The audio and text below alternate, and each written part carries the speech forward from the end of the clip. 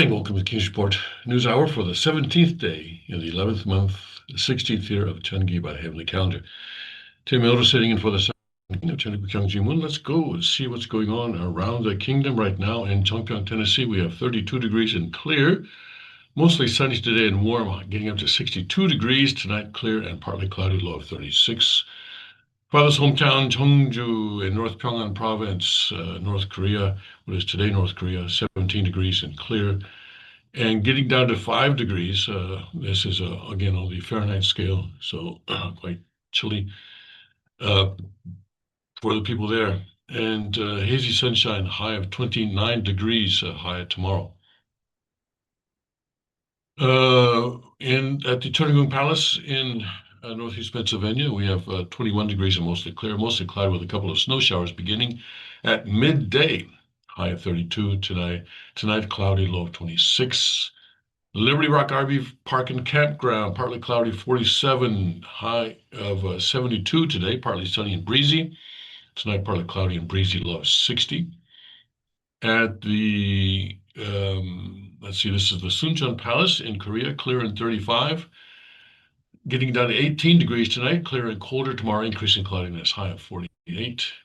And at the Gunma Palaces in Japan, light snow falling right now, but it's not going to last very long. 42 degrees right currently, and getting down to 31 tonight. Tomorrow, sunny and high of 50. Guangzhou, Guangdong Province, clear and 58 degrees. Tonight, clear of 48 degrees. Tomorrow, breezy in the morning. Otherwise, hazy sun, high of 62. Right. And today, Father's Word, we are in the book on earthly life in the spirit world, chapter 4, section could be either 4 or 5. What is our choice here? Let's do 4. Chapter 4, section 4.4. Okay. The subtitle heading is Each Person Decides Heaven or Hell. Each person decides heaven or hell. Yes, you decide yourself. As we lead our life of faith, we must not complain. There is no content for you to, there's nothing for you to complain about. There's no content is the literal translation, but there's nothing for you to complain about. You must be joyful. Even while shedding tears, you must be joyful as you go forward. Father speaking here in 1978, January 2nd, 1978. 눈물을 흘리면서 웃으며 가야 된다는 것입니다. So, as you are shedding tears, you should smile or laugh, I guess, laugh as you go forward. If I teach you this way and you don't do it, then what will happen? If you don't do it, then nothing can be done for you. God cannot help you, and Father cannot help you either. That's not a good situation, is it? I cannot help you, and Father cannot help you either. Was anybody out there starting to complain? Is that why we're getting this today? Anyway, I suspect that Father intended that for someone out there. And I guess you know who you are. Okay. Let's see. Where shall we start? Well, I guess we need to start with Venezuela. That's all the rage right now. And, basically in Venezuela, of course, we already talked about this on Saturday. The Delta Force went in, and we now understand that they killed all the Cuban guards that were guarding Maduro. Interesting that I guess they were providing that in lieu of payment for their oil, because Venezuela was sending oil to Cuba at very reduced prices. Anyway, they all lost their lives, and Maduro and his wife were captured, taken to America, and they're now sitting in a jail in Brooklyn, New York. They're scheduled to appear before a judge at 12 noon today. and they'll be charged with drug trafficking and so forth. And this is going very much in parallel with what happened to Manuel Noriega previously, um, and we'll see what happens. But so all that is okay. That's all. And but we're not so interested in all that. Um, what we are interested in is what happens now. What happens now? Going in and taking out the head of the country, chopping off the head of the snake, as it were, is the relatively easy part, isn't it? We've seen that in the past. And then when it comes to, okay, we've done that, what now? That is when the troubles begin. And we'll see what transpires over the next weeks and months. One thing we want to watch is China. China, interestingly, did not react initially for several hours, even though they had a they had a delegation there, right?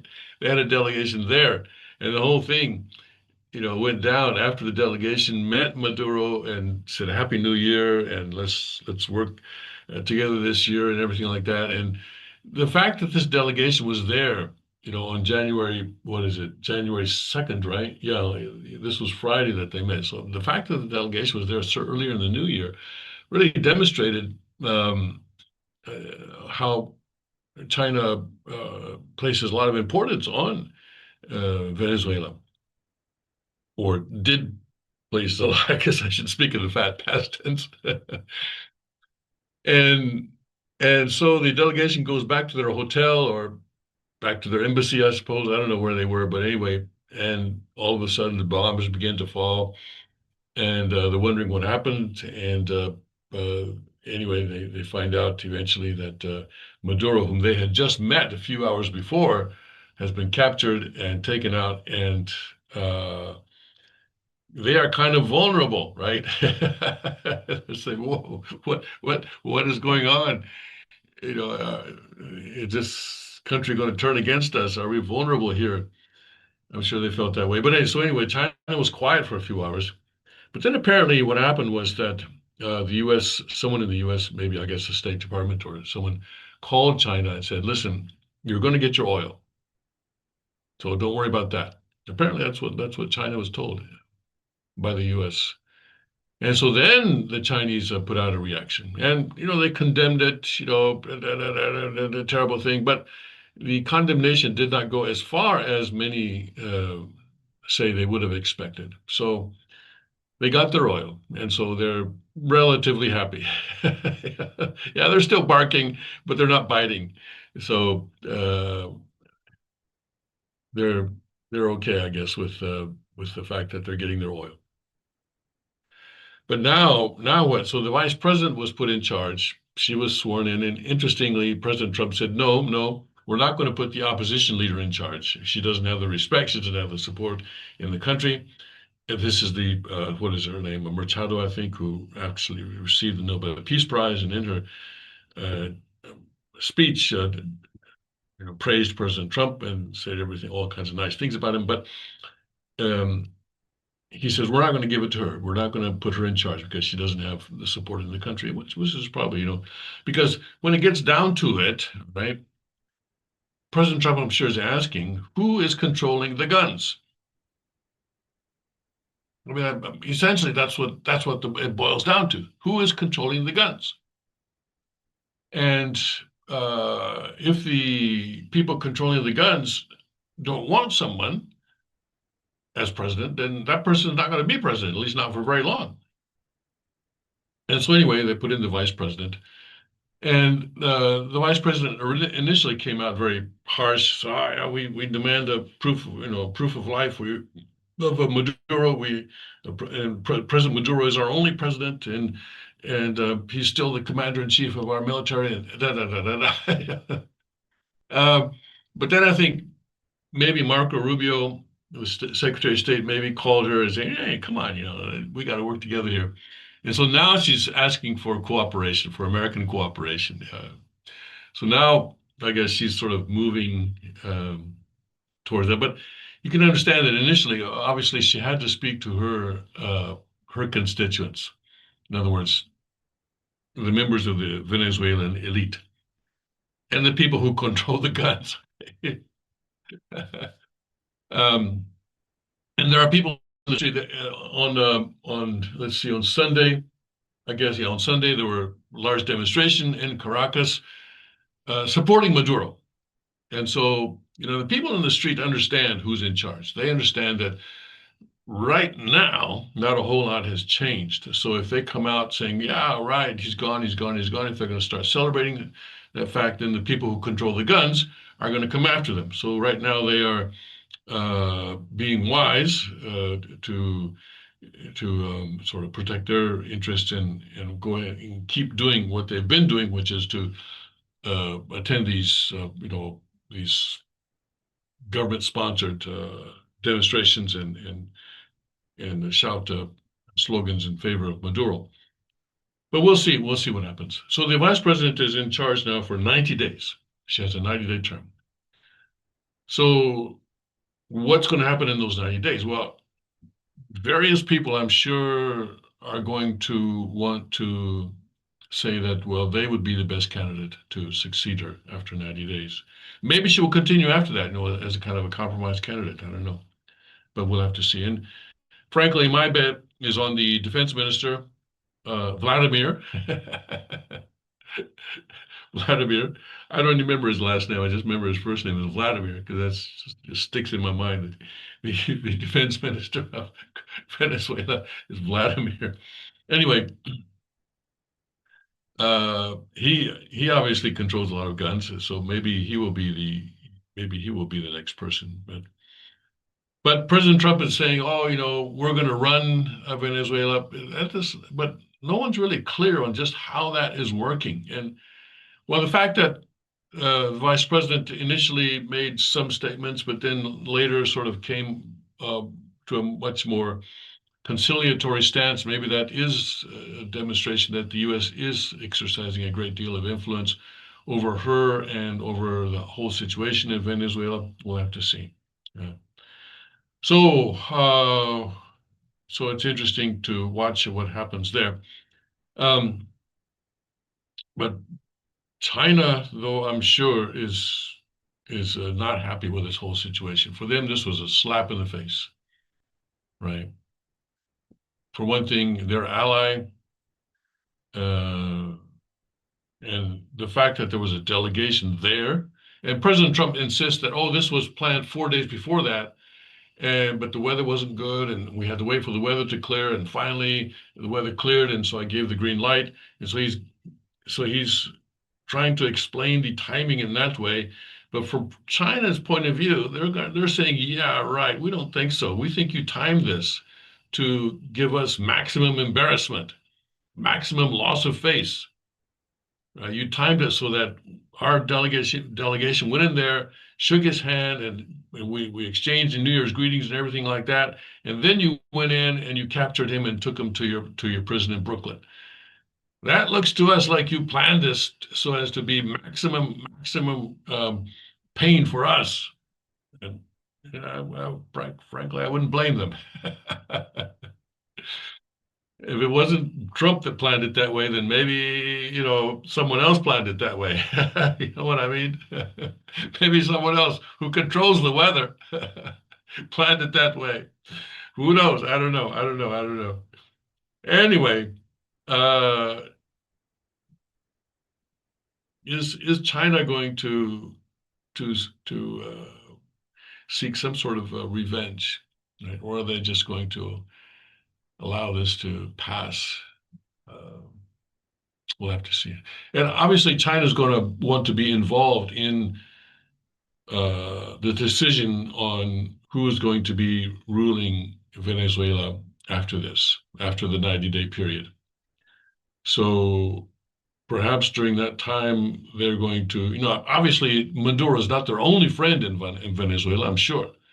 So maybe they're calling their friends and saying, hey, how can we work it so that we can all unite around this person X and something like that. And I'm sure the U.S. is aware of this, and I'm sure that they are monitoring these phone calls and everything like that. One thing more that is kind of embarrassing for China is that when the diligence team went in, how were they able to pinpoint where Maduro was? And one report, I don't know if this is true, but sounds like it could be true. One report is that they were tracking him using his Huawei cell phone. And if you remember, I talked about this, that Xi Jinping gave Maduro a gift of a Chinese cell phone.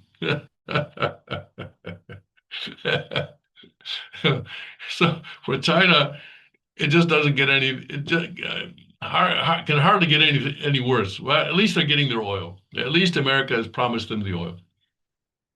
But even that, right? I mean, today, sure, but now if China attacks Taiwan, they can be sure that they're not getting any oil from Venezuela. They would have that. So this is a new thing that they have to calculate when they think about their timeline for attacking Taiwan now. Anyway, so we'll see what's going on. Of course, the Democrats in America, they're all supporting Maduro. Why not? They always support the bad guys. So why not? They support the fraudsters in Minnesota. They support the narco kings in Venezuela. So why not? It's they are nothing if not consistent. Oh my goodness, yes. Okay, so that's that. Okay, we'll continue to watch that. Meanwhile, back in Tehran, which is actually a bigger situation. Tehran is a much, Iran is a much more important country than Venezuela, and the protests are continue. I think they're in their eighth day, and Tehran is taking an interesting approach. Hmm. Interesting. And so, yeah, they've killed some people, a few dozen. Not, not Tiananmen Square style, not in the hundreds or the thousands, but they have killed some people. But now they've decided to hand out cash. Let's look at this. This is okay. Let's see what's going on here. They're going to well, I guess what is it? The Romans said bread and circus, and I guess cash would be the equivalent of the bread. Anyway, Iran will distribute purchasing credit vouchers to all citizens covering 4 months in a lump sum payment, as President Masoud Pezeshkian ordered the comprehensive subsidy program to include all income groups in an apparent effort to calm nationwide protests over economic conditions. Okay, so we're gonna start buying people off, all right? Okay, might work. Government spokeswoman said the cabinet approved measures on January 4th to improve living standards with the program aimed at preserving purchasing power, controlling inflation, and ensuring food security without directly referencing the ongoing protests currently rocking the country. Well, let's see now. During the COVID, uh, we experienced this in the US, right? A lot of us got cash, thousands of dollars, I think, yeah. We got cash. Did it preserve our purchasing power? No.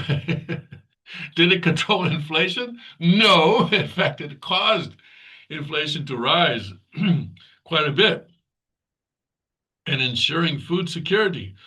Well, this is a novel approach, that's for sure. Have to excuse me. I thought I had my cold under control, and I do. It's all in control. It's just that as I'm talking, I'm getting a little bit of stuff in my throat. But I'm all well. I'm all well. So, so I'm not sure which economic theory they're following here. Is this the monetarist theory? That could be. It could be that they have a modern monetary theorist supporting them or advising them, telling them to just hand out cash. You know, people will. Well, I guess in Iran they won't get drunk because I think that's alcohol, I think, is illegal in Iran. I think, at least officially. Um, but they will be satisfied, right? So we'll see how this works. I kind of doubt that it's going to work, right?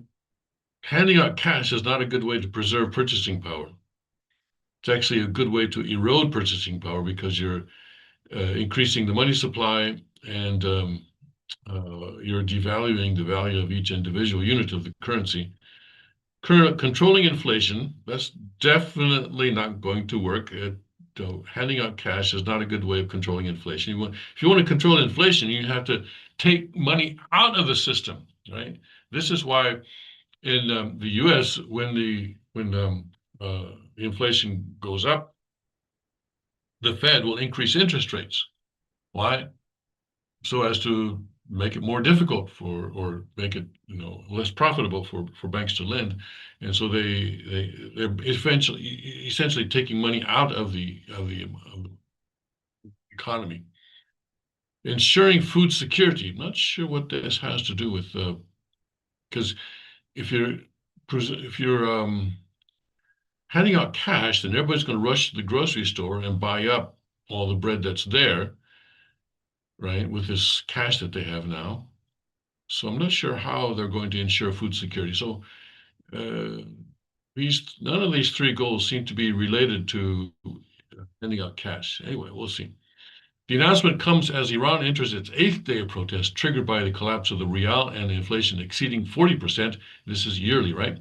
Annual, year on year, with at least 16 people killed and 582 arrests across 60 cities and 25 provinces. So 16 people killed is not a lot of people over an 8 day period. In comparison to other dictatorships. I mean, like China, for example, they just brought out the tanks and literally mowed them down, killed them by the hundreds and the thousands there in one night. So they're being relative, and even in Iran in past protests, there's been a lot of killing by the government of the people, and this time they seem to be being more restrained. Um, but when uh, when dictatorships become restrained, they tend to collapse. So we'll have to see how this works out. The government has imposed internet restrictions in areas with high levels of protest activity. Well, that's their standard operating procedure. Citizens will receive credit for 3 months of the current year, plus the first month of the next Persian year, starting on March 21. Yeah, they begin on the spring equinox. I think that's actually more logical. I've talked about this already than the Gregorian calendar.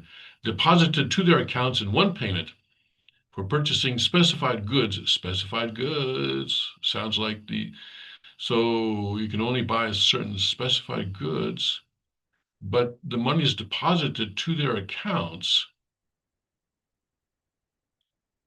So when I first saw this, I thought, okay, well, maybe this is a CBDC, maybe this is a central bank digital currency. But no, because if that is the case, then I see. To their accounts. Well, if the accounts are existing accounts, that's one thing, but I wonder if they're making accounts for everyone in the central bank. Everyone will have an account now in the central bank, will put money in it, and you can use it to purchase specified goods because the money is programmable. That makes sense. But if they're putting it into existing accounts, then really the government there's no way that they can differentiate between this money and the old money that's already in the account and so forth and so forth. So I'm wondering if maybe they're creating accounts for everyone in the central bank. With this shift, certain goods will naturally see price increases. Yeah, because people will use the money to go out and buy whatever they can. But the government intends to provide goods at fixed prices to the people. Price fixing. Price fixing. That's another thing that never works.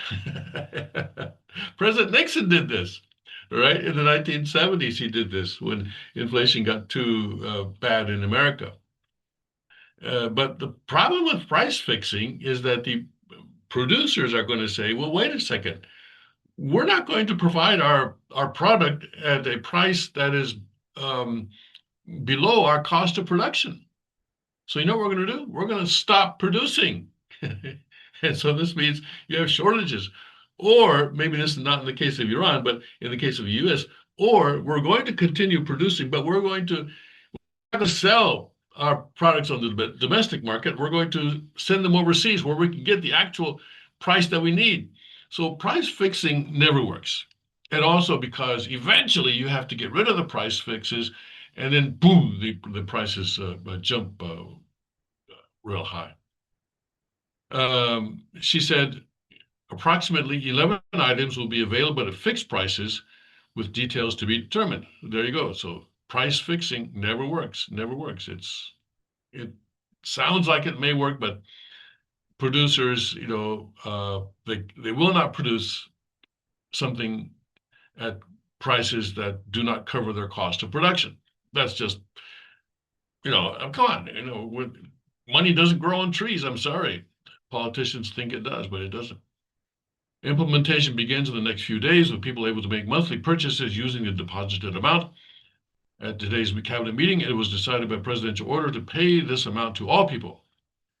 First Vice President told the Supreme Housing Council on January 5 that governors have been granted authority to resolve problems during implementation of the Comprehensive Livelihood Support and Food Security Plan.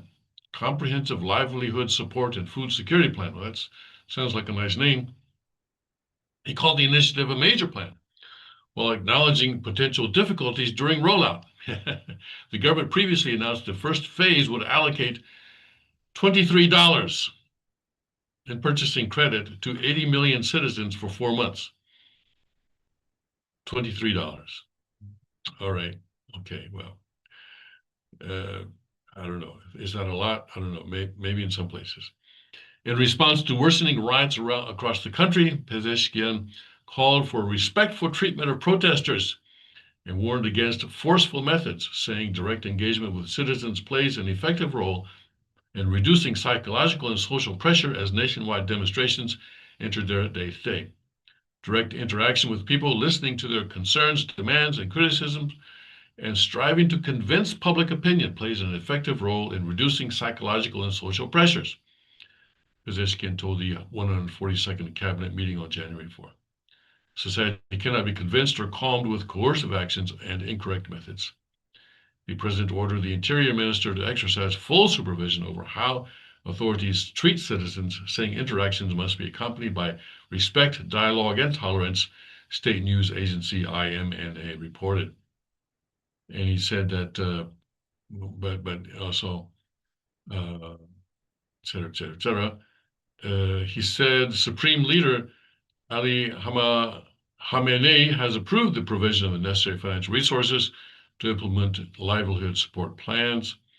But I think the Supreme Leader also, at one point in the last couple of days, said that demonstrators need to be put in their place. So I'm not sure. This president, he may not last very long. When dictatorships resort to this kind of thing, this kind of appeasement of the opposition, they tend to get overthrown eventually. But anyway, we'll see. We'll see. Maybe it'll work. Who knows? Who knows? Maybe essentially it's kicking the can down the road, or they're trying to kick the can down the road. But we'll see if the can kicks back, right? Okay. All right. Now, elsewhere, South Korean President Lee Jae-myung is in China as we speak. And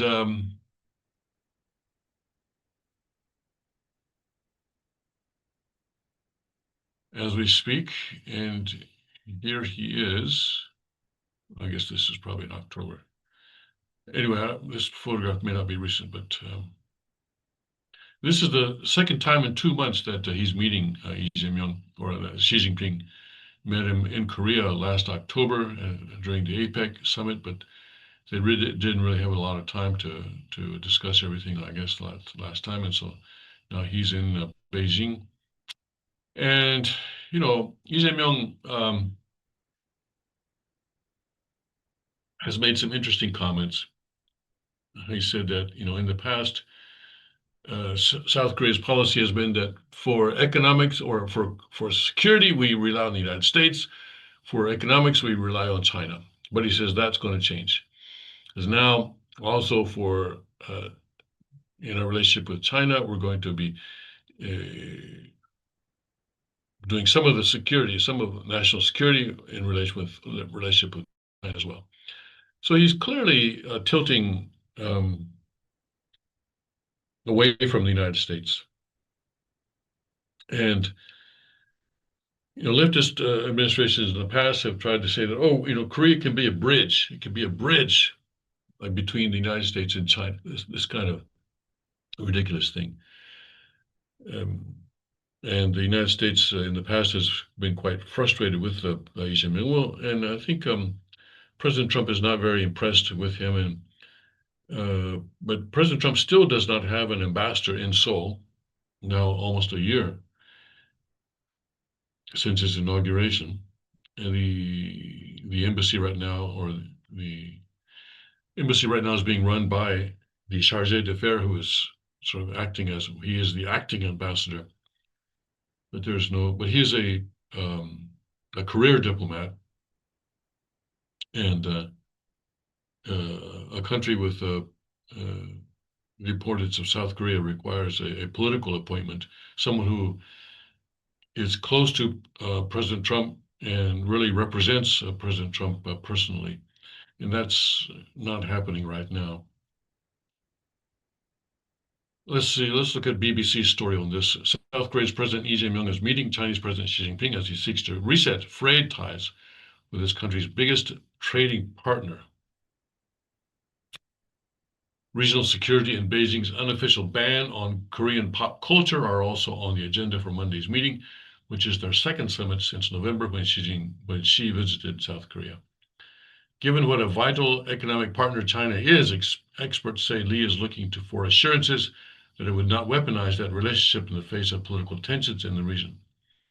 For weeks, China and Japan have been engaged in a diplomatic row over the former's claim on self-governed Taiwan, which puts Seoul, a key regional partner, in an awkward spot.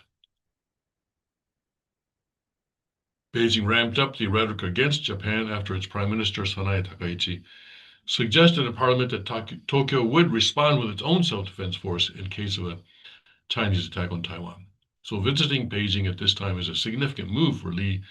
Like Japan, South Korea too is an ally of the U.S., which supports Taiwan and supplies arms for its defense. She is expected to hold welcoming ceremony for Lee, and all this already happened. He arrived on Sunday, and actually the Monday talks have already occurred. And I've seen reports that a number of agreements have been signed, and et cetera, et cetera, et cetera.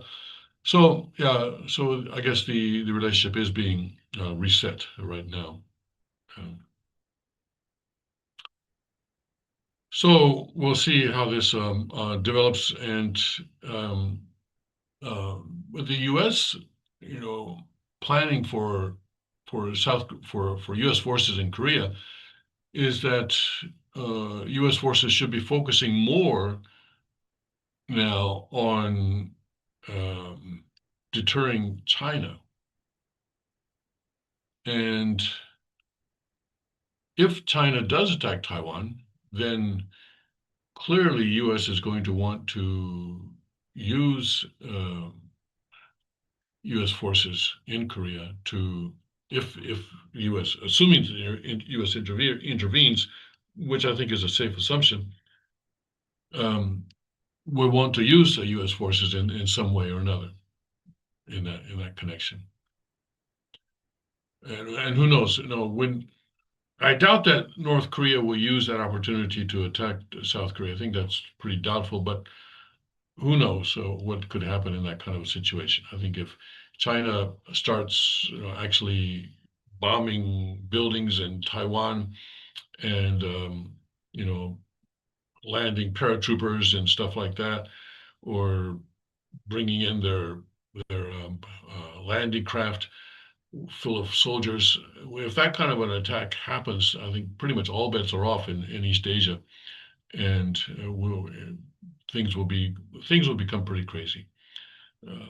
Japan will, according to Takaichi, who is the commander in chief of the armed forces in Japan, she may say, okay, this is a situation that we need to deal with, and she may start to do something there. The U.S. Navy, will, if China has blockaded Taiwan, will maybe move to break that blockade. All sorts of things are going to happen, and we'll have to see what happens then. Yeah. But yeah, it's going to be a pretty crazy, crazy, crazy thing. Also, one thing that I don't know if Xi Jinping is going to bring this up. Probably not, because it's not in his style to bring this up. But the way that China has slowly taken over the shoals in the South China Sea, they're doing something kind of similar in the body of water that's between South Korea and China. Yellow Sea is the international name. Korea refers to it as the West Sea. And so let's uh, so let's take a look at this. Let me bring this up for you. Under the 2001 Korea-China Fisheries Agreement, South Korea and China established a jointly managed maritime area called the Provisional Measures Zone in the Yellow Sea. Okay, so that's what this is. This is the Provisional Measures Zone. Okay, the agreement was the first fisheries agreement between the two countries and was designed to temporarily manage overlapping exclusive economic zone claims in the Yellow Sea. All right, so there's overlapping claims there. The agreement created the following: one, exclusive fishing zones for each country; two, a jointly managed provisional zone, measure zone; transitional zones; a joint fisheries commission; and enforcement rules. The agreement encourages transparency, rulemaking, mutual consultation in this shared maritime zone. Okay, but despite this agreement, since 2018, China has unilaterally deployed 13 buoys in and around the PMZ in the Yellow Sea. See map below, it says. I think actually the map is above there. Okay, okay, here we go.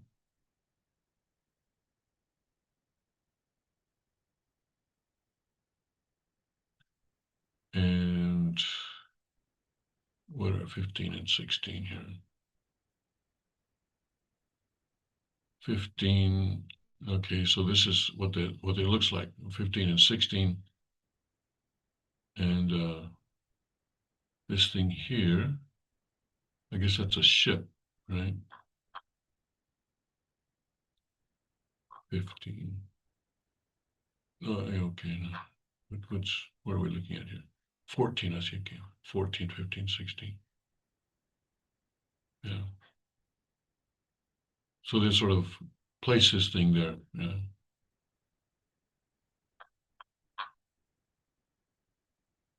Um, okay.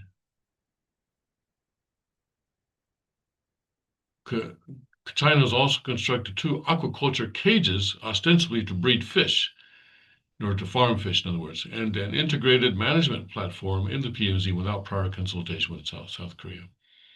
China's placement of the Shenlan 1, Shenlan 2 in Atlantic Amsterdam and the PMZ is a violation of the Korea-China Fisheries Agreement, which prohibits building permanent installations within the PMZ.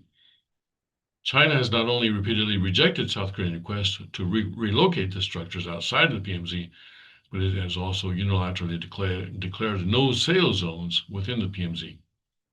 Efforts by South Korean vessels to monitor Chinese activities have been intercepted by Chinese Coast Guard 27 times out of 135 attempts since 2020. This includes multiple instances of standoffs between South Korean research vessels Onnuri and the Chinese Coast Guard this year. China's use of its Coast Guard to patrol the perimeter of the PMZ and shadow Korean government and research vessels in the area is not a technical violation of the fisheries agreement or of the UNCLOS, but these civilian installations for potential dual purposes and China's harassment of South Korean vessels resemble creeping sovereignty gray zone tactics in the Yellow Sea that Beijing employed in the militarization of the South and East China Seas. So what they're doing. So they're basically repeating now what they've been doing in the South China Sea and also in East China Sea. Okay, and these are the meridians there. Okay.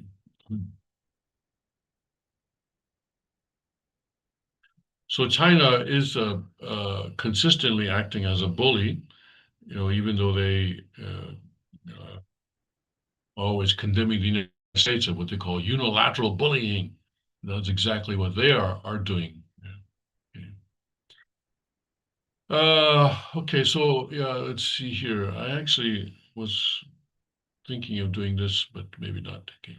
I want to do this other. I think maybe you saw this.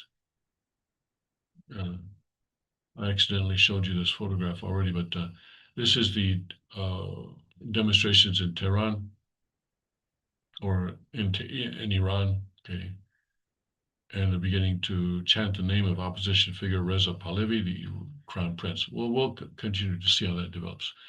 But more than that, I wanted to do this story, and we might come back to Iran if I have time. But um,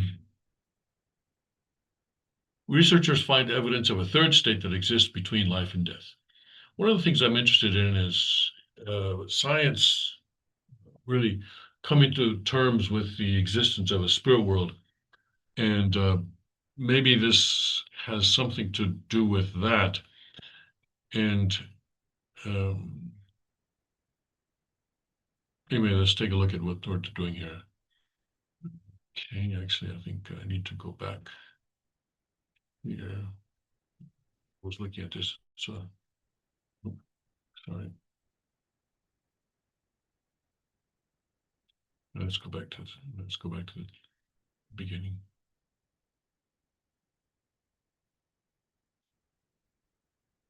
Okay, this is one. Okay. So biology may not end where we thought, it says here. For centuries, life and death were treated as a clean boundary. A heartbeat stopped, cells failed, and biology ended. Recent research is unsettling that certainty. Across medical labs, trauma units, and cellular studies, scientists are observing organized biological activity continuing well after death should have occurred. Cells communicate, repair, and reorganize in ways that do not fit traditional definitions. The evidence suggests an liminal biological condition, not alive in the classic sense, yet not fully gone either. So this is one reason that I sort of a little bit leery about the whole thing of cremation. Uh, I talked previously, well, and even before my father's passing, before my father's death last month, I've always been this doubtful here, but in my father's case, let's see, he was declared by the doctor to be dead at about 5 minutes after 7 p.m. on Wednesday evening. And then Saturday afternoon, right? His body's being shoved into the furnace. Yeah, I was a little bit uncomfortable with that. Are we sure he's dead? Really, really, really dead? Yeah, I was a little bit uncomfortable with that. And I think this sort of supports my feelings on that, right? Cells remain active long after organismal death, says here. In controlled laboratory settings, researchers have observed human and animal cells continuing organized activity hours and even days after death. Gene expression does not halt immediately, hours, even days after death, all right? Yeah, days. Gene expression does not halt immediately when circulation stops. Instead, certain genes associated with the stress response, inflammation, and repair switch on, as if cells recognize crisis rather than finality. This activity is structured following recognizable biological pathways rather than chaotic breakdown. What makes this striking is the coordination. According to nature, post-mortem gene activation follows consistent patterns across tissues, suggesting regulation rather than random decay. Cells behave as though they have entered an emergency mode, conserving resources and responding to damage. This challenges the long-held assumption that cellular life is inseparable from the living organism, pointing instead to a transitional biological state with its own rules. In True Father's case, True Father wanted or at least we were told, and this is what we did, a 13-day mourning period where his body was actually preserved. And in his case, it was um, buried intact. His body was not cremated. Um, and this, of course, this means that the viewing actually went on not the full 13 days, but to about the 11th day or so. I think the 11th or 12th day, the viewing had to be stopped the so that he could be prepared for burial on the 13th day. But yeah, he wanted a 13-day burial period, and maybe there's something to that. What makes this striking is the coordination. According to nature, post-mortem gene activation follows consistent patterns across tissues, suggesting regulation rather than random decay. Did I already do this? Okay, yeah, I already did this. Okay, let's go to the next one. Uh, oh, okay. After organismal death, some cells demonstrate behaviors that look less like dying and more like adaptation.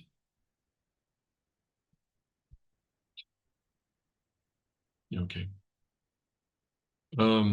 Adaptation. Skin cells, for example, have been shown to migrate, cluster, and form new multicellular structures when removed from postmortem tissue. These assemblies do not resemble normal organs, yet they perform basic functions such as movement and environmental response. As reported by Science, that's the magazine, researchers observed these cells acting without direction from a nervous system or bloodstream. Freed from their usual constraints, they reorganized in ways not seen during life. This suggests that cells retain latent capacities suppressed under normal biological hierarchy. Latent capacities. Death, rather than ending function outright, may remove controlling signals that allow alternative forms of organization to briefly emerge. Well, that's strange. Okay. The chemistry of life fades unevenly. After clinical death, some metabolic pathways collapse quickly, while others persist far longer than expected. Cells can continue producing energy through oxygen-independent processes, sustaining basic functions even as overall systems fail. This staggered decline undermines the ideal of a single moment when metabolism fails. Okay, well, this goes on, and I don't know if you're all interested in this. Yeah, so anyway, you can look it up if you are interested. Okay. Well, yeah, we'll uh, yeah. Well, we need to study more. We need to study more, and science needs to study more about life and death and what exists beyond death. Okay. And obviously, something does now. Okay, let's see here. Let's look at some headlines here on Breitbart. Um, Democrats stand behind imprisoned Marco terrorist. Maduro, yes. Like I say, they are consistent, aren't they? Okay. And let's see here. And of course, there's a video that's going around of Schumer speaking during Trump's first term, speaking in the Senate, saying that his Venezuela policy is a disaster. Maduro is still in power. It's a disaster. This is Chuck Schumer, the head of the Democrats in the Senate. So, well, you asked for it, you got it, basically. But now he's saying, no, no, no, it was illegal, illegal. It doesn't count, doesn't count. All right, let's see here. New York City raises subway and bus fares. Okay, so again, inflation there. And President Trump is talking about Greenland again. And so the Netherlands, which owns Greenland, is getting, or I'm sorry, Denmark. Is it the Denmark? Yeah, Denmark, which owns Greenland, is getting very nervous again. And we'll see how this unfolds. But Right now, Denmark is concerned that President Trump may uh, send in the SEAL Team 6 to take over Greenland, or the other force to take over Greenland. Yeah.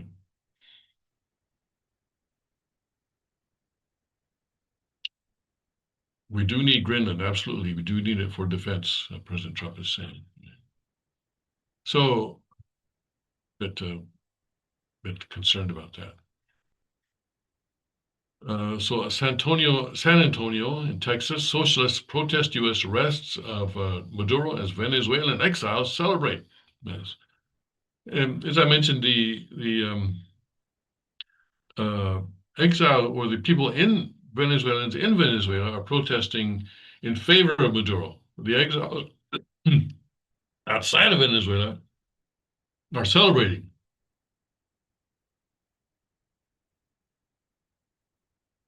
Okay, let's take a look at Epoch Times. And here, oh yeah, there's another government shutdown deadline coming on January 30th. Again, it's going to happen again, I imagine. Okay. All right. And second strike on Venezuela possible if leaders don't behave, President Trump says. So I think probably at least they're going to be behaving more. But I want to know, have the drug boats stopped? We haven't heard that they have. I wish someone would ask that question. Mhm. And again, he's talking about increasing tariffs on India due to Russian oil imports. And also, the Supreme Court is, I think, probably about to issue a ruling on the tariffs. Uh, Wait a second. Hold on a second. Yeah, subscription. President Donald Trump warned that the United States would be victimized by other countries if the U.S. Supreme Court ruled against his tariff policies. Tariffs are an overwhelming benefit to our nation as they have been incredible for our national security and prosperity like nobody has ever seen before, the president wrote in a post on Truth Social on January 2nd. Trump added that the United States needs the ability to put tariffs on other countries who treat us unfairly. Otherwise, it could be a terrible blow to the country. Well, the Supreme Court's response may be okay, if what you say is true, then Congress should act. Congress should give you that authority. Yes, that is the way that the Constitution is supposed to work, but right now it's not really working so well. The Supreme Court is currently considering a case on a number of tariffs that Trump imposed under the International Emergency Economic Powers Act of 1977, which grants the president broad authority to regulate international commerce during emergencies. In early 2025, Trump imposed broad tariffs on most countries under the measure. Some lower courts have ruled against the tariffs but left them in place while the Supreme Court considers the issue. Meanwhile, Trump has continued to use them as he has tried to pressure countries on other matters. Several of the justices appeared skeptical of the administration's arguments during oral arguments in November last year. The Justice Department, in its defense of the tariffs, told the Supreme Court about the expansive way Trump has used them, arguing that the trade penalties are part of his power over foreign affairs and an area where the courts should not second guess the president. Despite the possibility that the tariffs could be shut down, Trump and the Treasury Secretary Scott Bessent have said that they have other authorities to impose them. However, doing so under other laws would be more cumbersome and take more time, Trump has warned. Last November, the president suggested that the tariff revenue could be used to send out a $2,000 dividend payment. I'm checking my account every day, haven't seen it yet. To low and middle income. Oh, I see. Okay. Well, I'm not exactly high income either, so I should get it if it's low and middle income Americans starting in 2026. But such a measure would first need the approval of Congress, Bessent said. Yes, it would. Yes. Trump signed a new proclamation on December 31, 2025, delaying increased tariffs on upholstered furniture, kitchen cabinets, and vanities for a year, citing ongoing trade talks. Trump's order keeps in place the 25% tariff he imposed in September 2025 on those goods, but it delays for another year a 30% tariff on upholstered furniture and a 50% tariff on kitchen cabinets and vanities, so forth and so on. And in November, he scrapped the reciprocal tariffs on beef, coffee, tropical fruits, and other commodities to combat relatively high consumer prices. In his executive order, Trump said that the changes were needed following recommendations from officials about trade imbalances. Okay. So we'll see what the Supreme Court says and then how President Trump reacts to that. And we already saw that he's, maybe going to increase the tariffs on India because they're importing Russian oil. So we'll see how this works out. It could get messy. Yes. All right. And right. So behind the mass protests in Iran, 5 things to know, et cetera, et cetera, et cetera. Yeah. All right. Let's see. Let's go to the. Oh yeah, we haven't done Newsmax in a while, have we? Let's see if I can go to Newsmax. Sometimes Newsmax doesn't like the VPN that I'm using. Looks like we're okay today.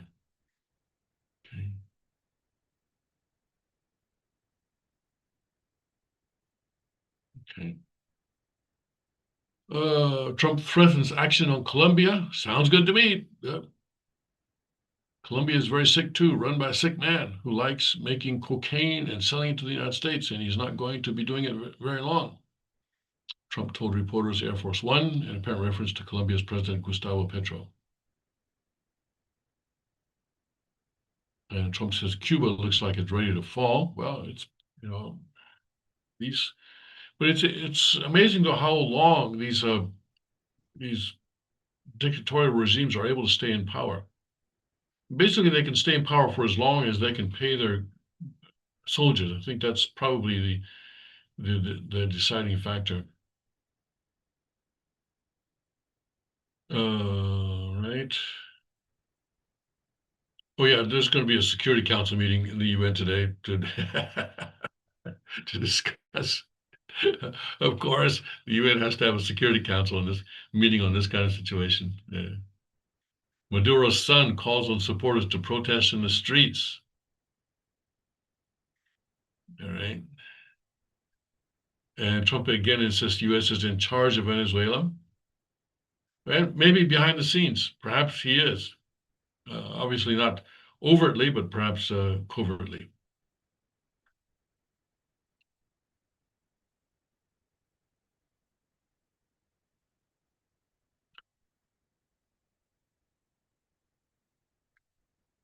Okay, and then Elliot Abrams. Oh my goodness, Elliot Abrams. He's been around for a long, long time.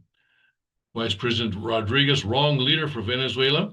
Well, yeah, and that may be true. Um, may be true.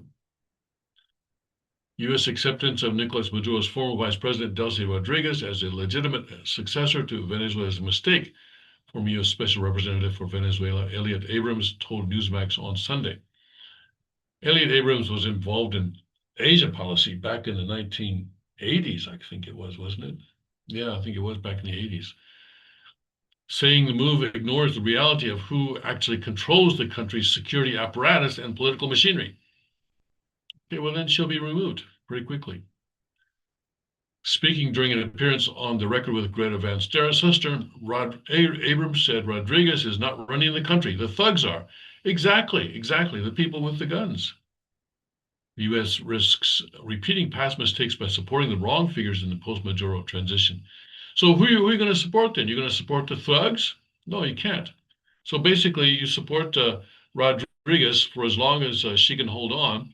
And then most likely within the 90 days, the thugs, and there may be various of them, will come forward and say, okay, we're going to take over now. Thank you very much. And then they'll be in charge. And then the U.S. will say, no, you're not going to be in charge. will send in the Delta Force again, or a larger invasion, whatever. So things will go on and on and on. And I hope it doesn't go on for 20 years. We'll see, we'll see, we'll see. But anyway, yes, may his kingdom come, right? Yes, I think that's a good place to start. God bless, Godspeed. May his kingdom come quickly.